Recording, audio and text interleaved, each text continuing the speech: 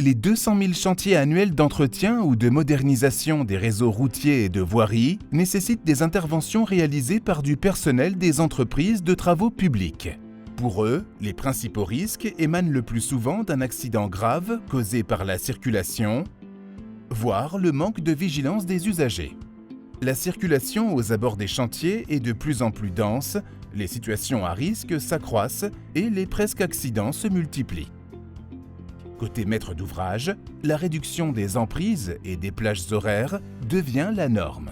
La sensation d'insécurité grandit sur les chantiers, avec une augmentation du stress des équipes travaux des entreprises. Qui protégera les ouvriers, mais aussi les administrés? Pour stopper cette spirale négative, lors de l'appel d'offres, il est nécessaire d'inciter les maîtres d'ouvrage à intégrer la sécurité dès la phase de conception des dossiers, à faire le choix d'une solution ayant un impact positif sur le délai et la qualité des travaux.